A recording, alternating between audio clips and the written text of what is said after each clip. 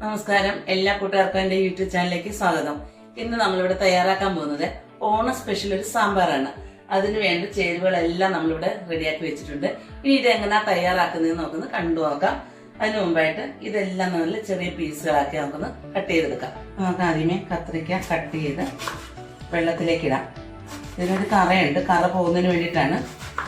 തീരെ ചെറുതാക്കേണ്ട, ഒരുവിധം വലിപ്പത്തിൽ വേണം സാമ്പാർ. നമ്മൾ ഇതേ വലിപ്പത്തിൽ വേണം അരിഞ്ഞെടുക്കാനായിട്ട്. അതരിഞ്ഞ് നമുക്ക് വെള്ളത്തിലേക്ക് ഇട്ട് കൊടുക്കാം. ക്യാരറ്റ് രണ്ടായിട്ട് കുളന്നതിന് ശേഷം ഇവിടെ നിന്ന് കട്ട് ചെയ്തെടുക്കാം.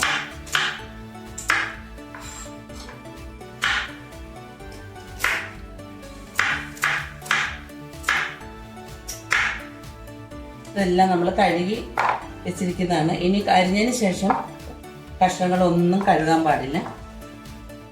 എല്ലാം അരിഞ്ഞ് കഴുകി വൃത്തിയാക്കി വെച്ചിരിക്കുക. ഇനി അരിഞ്ഞതിന് ശേഷം നമ്മളിത് കഴുകാൻ പാടില്ല. ഉരുളക്കിഴങ്ങ് നമ്മൾ കട്ട് ചെയ്തു. ഉരുളക്കിഴങ്ങ് ഇതേ വലുപ്പത്തിലാണ് നമ്മൾ കട്ട് ചെയ്തത്. എല്ലാം ഒരേപോലെ, അതായത് സ്ക്വയർ പോലെ വേണം നമ്മൾ കട്ട് ചെയ്തെടുക്കാനായിട്ട്. മത്തങ്ങ,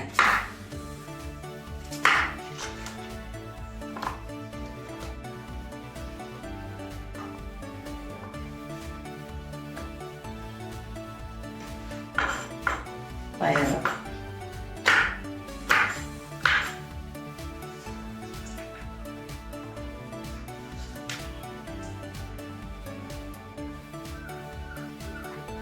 കുമ്പളങ്ങ,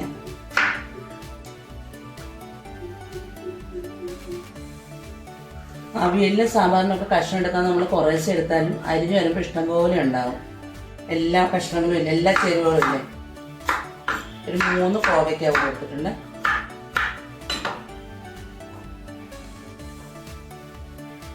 നാല് പച്ചമുളക്. പച്ചമുളക് ഒന്ന് പൊളന്നിട്ടാൽ മതി. ഞെട്ട് കളഞ്ഞതിന് ശേഷം ചെറുതായിട്ടൊന്ന് പൊളന്നാൽ മതി.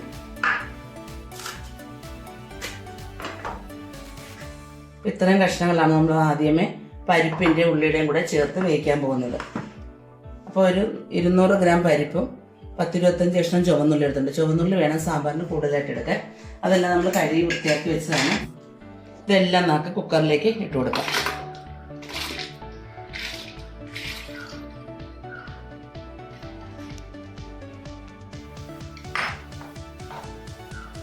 അരിഞ്ഞു വെച്ച കഷ്ണങ്ങൾ, വെള്ളം. പച്ചക്കറി വേവിക്കുമ്പം പച്ചക്കറിയുടെ മേലെ നിൽക്കണം വെള്ളം. അപ്പം നമ്മൾ ഇതിലേക്ക് ചേർത്ത് കൊടുക്കുന്നത് പാൽക്കായമാണ്. പാൽക്കായം ഇല്ലാത്തവർക്ക് കായപ്പൊടി ചേർത്ത് കൊടുക്കാം. പാൽക്കായം ചേർത്ത് വയ്ക്കുന്ന സാമ്പാർ നമ്മൾ എത്ര കൂട്ടിയാലും നമുക്ക് ഗ്യാസ് ട്രബിൾ ഉണ്ടാവില്ല. അതിന് വേണ്ടിയിട്ടാണ്. അതുപോലെ പ്രത്യേക ടേസ്റ്റുമാണ്. ഇത് ഒരു ലേശം ചേർത്താൽ മതി, ഇത്രയും ചേർത്താൽ മതി. കണ്ടില്ലേ? ഇനി ഇതിലേക്ക് ആവശ്യമായ മഞ്ഞൾപ്പൊടി ചേർത്ത് കൊടുക്കുക, ഉപ്പും ചേർത്ത് കൊടുക്കുക. എടുത്ത് നന്നായി ഇളക്കിയ ശേഷം നമുക്ക് മൂടി വെച്ച് വേവിക്കാം. മഞ്ഞൾപ്പൊടിയും ഉപ്പും കായവുമാണ് ചേർത്തിരിക്കുന്നത്, പാൽക്കായമാണ് ചേർത്തിരിക്കുന്നത്. പാൽക്കായം ചേർത്ത് വെക്കുന്ന സാമ്പാർ കൂട്ടിയാൽ എത്ര സാമ്പാർ നമ്മൾ കഴിച്ചാലും ഗ്യാസ് ട്രബിൾ ഉണ്ടാവില്ല. അതിന് വേണ്ടിയിട്ടാണ് നമ്മൾ പാൽക്കായം ചേർക്കുന്നത്. പാൽക്കായം ഇല്ലാത്ത ആളുകൾ കായപ്പൊടി ചേർത്താൽ മതി. അപ്പോൾ ഇനി ഇതെല്ലാം നമുക്കൊന്ന് മൂടി വെച്ച് വേവിക്കാം.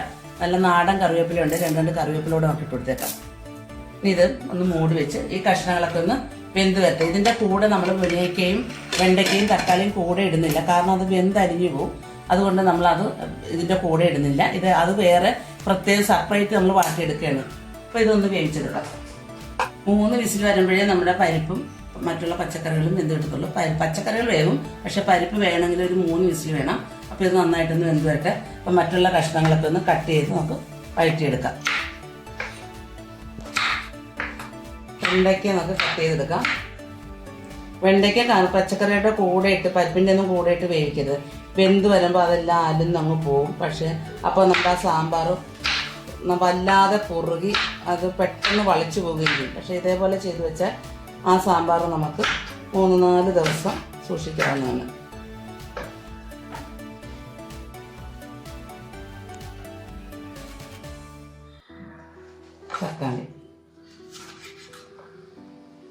തക്കാളി എടുക്കുമ്പോൾ എപ്പോഴും ഈ പോർഷൻ അങ്ങ് നമ്മൾ കട്ട് ചെയ്ത് മാറ്റിയേക്കണം. ഒരു 3 തക്കാളിയാണ് നമ്മൾ എടുത്തിരിക്കുന്നത്. പോരാത്തതിന് നമുക്ക് ഇച്ചിരി പുളി പിഴിഞ്ഞൊഴിക്കാം. ഇതെല്ലാം വെന്ത് വരുന്ന നേരത്തെ നമുക്കിതൊന്ന് വഴറ്റിയെടുക്കാം. അതിന് വേണ്ടിയിട്ട് നമ്മളൊരു പാൻ അടുപ്പത്ത് വെച്ചിട്ടുണ്ട്. അതിലേക്ക് അല്പം വെളിച്ചെണ്ണ ഒഴിച്ചു കൊടുത്ത് നന്നായിട്ട് ഇത് വഴറ്റിയെടുക്കാം.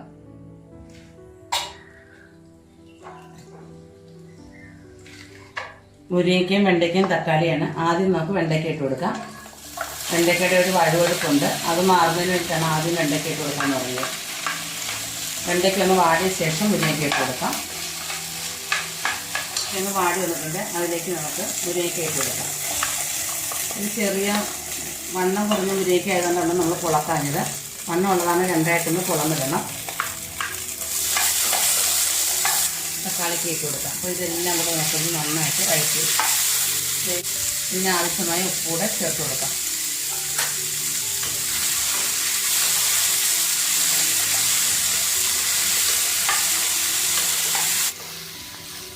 പരിപ്പും മറ്റ് പച്ചക്കറികളെല്ലാം കുക്കറിൽ വെന്ത് വരുന്ന സമയത്ത് നമുക്ക് വെണ്ടയ്ക്കയും തക്കാളിയും മുരിങ്ങയ്ക്കയും കൂടി ഇതിനകത്തിട്ട് ഇതേപോലെ ഒന്ന് വഴറ്റിയെടുക്കാം. അപ്പോൾ അതങ്ങനത്തെ വെന്താലും അങ്ങ് പോവില്ല. നമ്മുടെ സാമ്പാർ കാണാനും ഒരു ഭംഗിയായിരിക്കും. അതേപോലെ തന്നെ കിളുകിളുപ്പുണ്ടാവില്ല. അല്ലാതെ നമ്മൾ വെണ്ടയ്ക്ക പച്ചക്കറിയുടെ കൂടെ ഇട്ട് വേവിച്ചാൽ അത് അലന്നു പോവുകയും ചെയ്യും. സാമ്പാർ ഒരുമാതിരി വഴുവഴുപ്പോട് കൂടി ഇരിക്കും, പെട്ടെന്ന് കേടായി പോവുകയും ചെയ്യും. പക്ഷേ ഇതേപോലെ ചെയ്താൽ അങ്ങനെ പെട്ടെന്ന് നമ്മുടെ സാമ്പാർ കേടായി പോവില്ല. പരിപ്പെല്ലാം വേവിക്കാൻ വെച്ചിട്ട് 3 വിസിൽ വന്ന് നമ്മൾ ഫ്ലെയിം ഓഫാക്കി പ്രഷറെല്ലാം പോയി തീർന്ന് ഇനി കുക്കർ നമുക്ക് തുറന്ന് നോക്കാം. ആ സമയത്ത് നമ്മുടെ വെണ്ടയ്ക്കയും മുരിങ്ങയ്ക്കയും തക്കാളിയും നന്നായിട്ട് വാടി വന്നിട്ടുണ്ട്. ഇനി ഈ ചേരുവകളെല്ലാം കൂടെ നമുക്ക് ഇതിനകത്തേക്ക് ചേർത്ത് കൊടുക്കാം.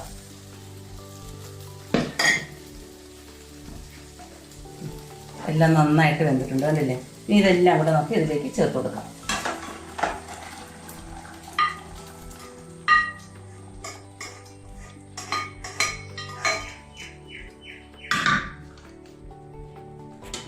അപ്പം കണ്ടില്ല, നമ്മുടെ വെണ്ടയ്ക്കയും മുരിങ്ങയ്ക്കൊന്നും അധികം വെന്ത് പോകാതെ കിടക്കുന്നത്.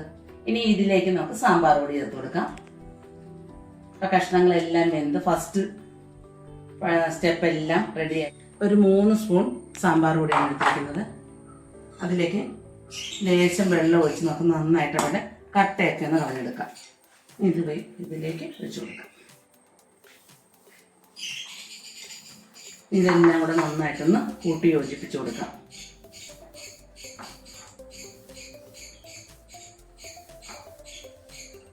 മൂന്ന് ചെറിയ തക്കാളിയും ചേർത്തിട്ടുണ്ട്. നമുക്ക് പുളി ആവശ്യമുണ്ട്. ഒരു നെല്ലിക്ക വലിപ്പോളം വാളംപുളി നമ്മൾ വെള്ളത്തിട്ടിട്ടുണ്ടായിരുന്നു. അത് പിഴിഞ്ഞ് നമുക്ക് ഇതിനകത്തേക്ക് മുഴുവനും ചേർക്കണമെന്നില്ല, ആവശ്യം അനുസരിച്ച് പുളിയുടെ ടേസ്റ്റ് നോക്കിയിട്ട് നമുക്ക് ചേർത്ത് കൊടുത്താൽ മതി.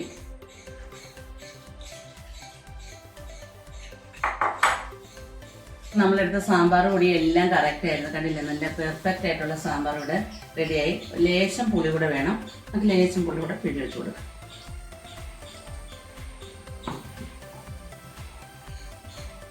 ഒത്തിരി ലൂസായിട്ട് വേണമെന്നുണ്ടെങ്കിൽ ലേശം വെള്ളം ചേർക്കാം.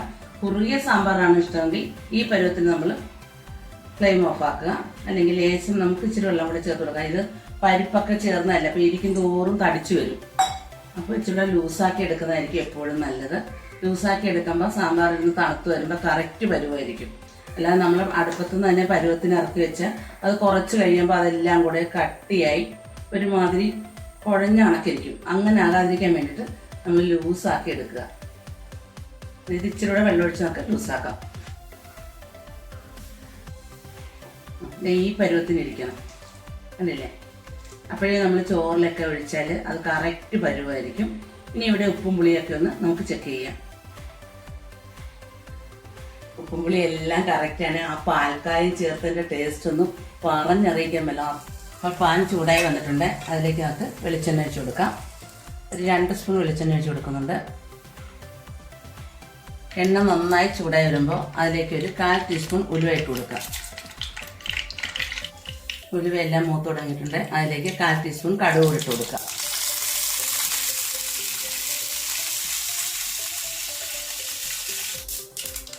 കടുകെല്ലാം പൊട്ടി കഴിഞ്ഞു. ഇനി ഇതിലേക്ക് 3 ചുവന്നുള്ളി വട്ട അരിഞ്ഞാണ് അത് ഇട്ട് കൊടുക്കാം.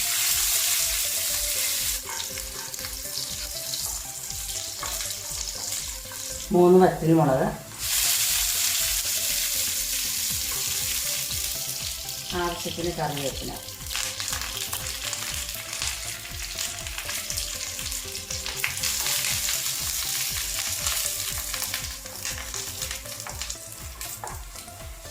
കുറച്ച് മല്ലിയില.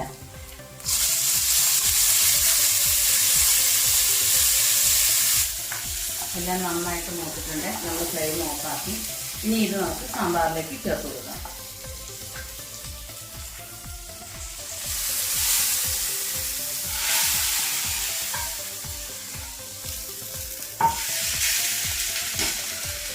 സാമ്പാറിൻ്റെ ഫ്ലെയിം ഓഫാക്കുകയാണ്. കണ്ടില്ലേ, നല്ല കിടിലൻ സാമ്പാർ ഇവിടെ റെഡിയായി. ഈ ഓണത്തിന് നിങ്ങളും ഇതേപോലെ ഒരു സാമ്പാർ റെഡിയാക്കി നോക്കുക. വീഡിയോ നിങ്ങൾക്ക് ഇഷ്ടപ്പെട്ടു എന്ന് വിചാരിക്കുന്നു. ഇഷ്ടപ്പെട്ടെങ്കിൽ ഫ്രണ്ട്സിനും ഫാമിലിക്കും ഒക്കെ ഒന്ന് ഷെയർ ചെയ്യുക. അതോടൊപ്പം തന്നെ ലൈക്ക് ചെയ്യാനും സബ്സ്ക്രൈബ് ചെയ്യാനും കമന്റ് ചെയ്യാനും ആരും മറക്കരുത്. ഇനിയും ഓണത്തിന് മുമ്പ് നല്ല നല്ല വീഡിയോകളുമായി നമുക്ക് കാണാം. Thank you.